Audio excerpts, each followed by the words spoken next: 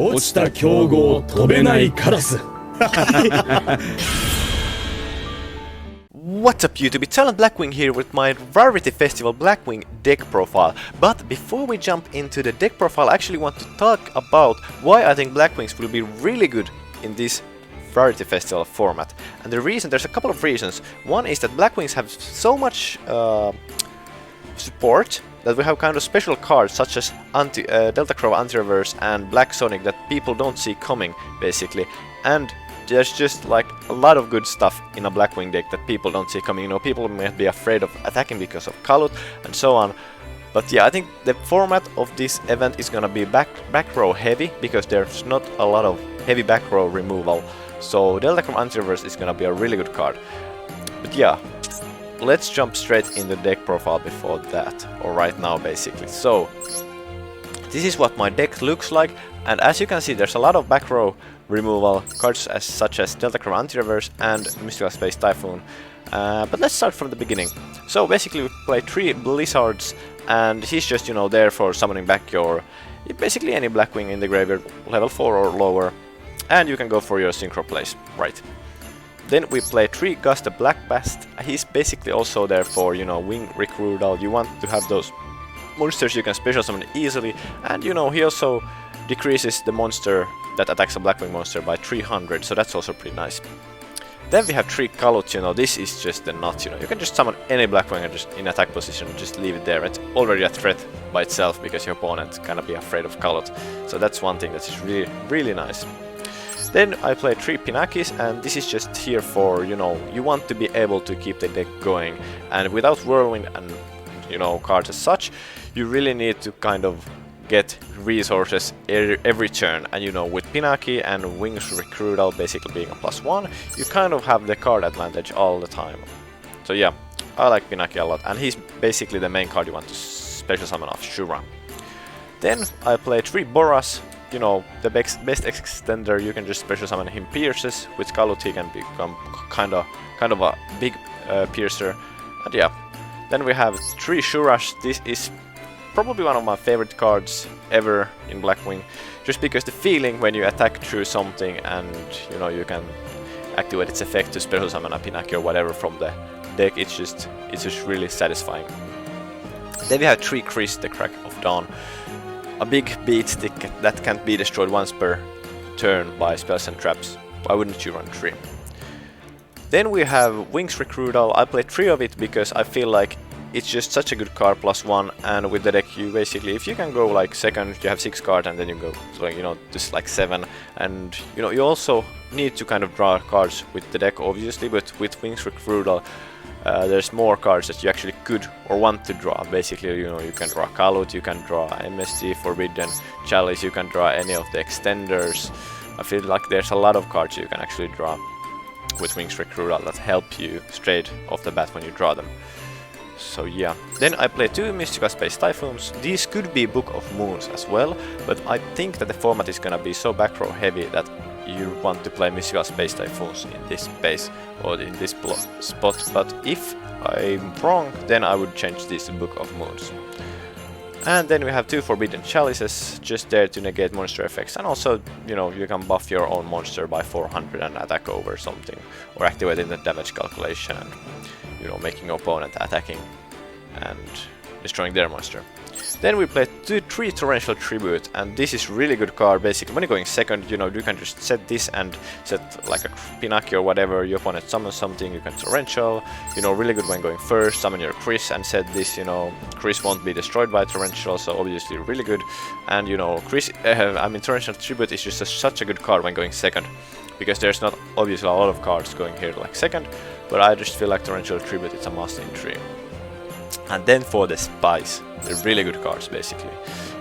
So 3 Delta Crow Anti-Reverse, and yeah, if you control a Blackwing monster, you destroy all face down spell and trap cards your opponent controls. So this is basically just a blowout against so many decks right now, or I feel like the decks that are gonna be played in the format are really back row heavy, and this is gonna be just insane. And actually, if you have 3 Blackwing monsters in the field, you can just straight up activate this card from your hand, which is gonna be insane. And I'm just looking forward to, you know, play this from my hand and having such a great time with this card. And Black Sonic. This could be actually also changed to bottomless or something, but I think because there aren't many cards that are rares and normals or commons, whatever you want to call it, that can be played, that are like used in cards basically such as Mirror Force. There aren't many available in this format, so I think Black Sonic will be kind of like a surprise for a lot of opponents. So that's why I also played 3 of him.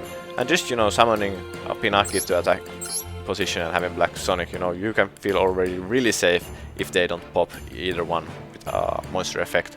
And regarding that, there's not a lot of cards in the extra deck that you can go into that pops cards. So yeah. Then we'll play 3 Fiendish Chains as well. You know, just leaving something on the field that Shura can attack over, and you know, you gaining the advantage. You could change one of these for a Forbidden Chalice. It's basically the same idea, but I just basically want to leave something small on the field, negating its effect, and you know, attacking with Shura over it. But yeah, then we have for the extra deck we have 2 Sohayas. Sohaya has the effect that it can actually Monster Reborn Assault Blackwing card from the graveyard, so such as Chidori, which is nice. And during the main phase, if there's 2 Chidoris in your graveyard, you can banish one and special summon the other one. Then we have Celestial Wolf Lord. Basically, you know, I'm thinking about how to use the extra deck with Shura, so I could, you know, have a Shura on the field, summon Blizzard, and summon a 4 from my graveyard back, and synchro summon this guy. This guy attacks again, like on something, and destroys himself, and then just drops the big monsters attack by 2400. Doesn't summon that good, and it doesn't come that often, but sometimes, you know, it might be good. Then we have Hyper Psychic Riser, which is actually really good. So monsters with less attack than this card cannot attack. So monsters with 2000 or less attack cannot attack. And also neither player can activate the effects of face-up monsters on the field with more attack than this card. So I think it's like, it's really interesting card, but the best part is that when this card gets destroyed in any way and sent to the graveyard, you can target 1 tuner and 1 tuner monster from in your graveyard with the same type and attribute as each other and add them to your hand. So basically, this is your main card you want to go with Blizzard, because, you know, Blizzard summons like Ashura, and after that they go for Hyper Psychic Riser, and after that, when it gets destroyed, you know, you can just add them both straight up to your hand. So you know, you have constantly that advantage, like cards coming back. Then you have Blackwing Armor Master. He's not that good because we have Chidori, but if you want to make a wall that's gonna be hard, then it's good. Then we have Chidori, you know, he's your main level 7, what you want to do basically. He gets really big, really fast, and with Kaluts, you know, he's just an OTK machine. But yeah, enough of him. Then we have Silverwind, you know, you can pop 2 cards with def lower than this card's attack. So basically less than 2800, but you cannot go to battle phase that turn, so that's a little bit sad, but it's still nice when you have to go for level 8s. Then we have Gemknight Pearl, just a big XYZ, rank 4. Then we have Nightmare for basically the same situation, but it's more of a defense card. Then we have Code Talker, just there because basically he can be used or link summoned by using any cards basically to affect monsters. Then we have 2 Firefighting Daruma Dolls, and this is also a really interesting card. So you need 2 Winged Beast monsters for this, right? We have it, 2 Blackwings basically, and it gains 100 attack for every Blackwing on them, or Winged Beast monster on the field. And once per turn you can target 1 spell trap card on each side of the field, destroy them. So basically you can, like, if you have 2 Black Sonics or whatever, you can destroy your own Black Sonic, and then you can destroy 1 card or 1 spell or trap card on your opponent's side of the field. And basically when this card destroys an opponent's monster by battle, you can you can target 1 of your Winged Beast monsters and add it to your hand from the graveyard. So he's also really good. And then we have just Track Black, and he's just there basically. You want to summon him and make him point to a field place where Shura is. So basically every time Shura destroys a monster by battle, you get to draw a card and actually special summon from the deck a Blackwing monster by Shura's effect. So yes, and actually, yeah, I have some replays I want to show you so you kind of get the idea behind the deck. So see you there.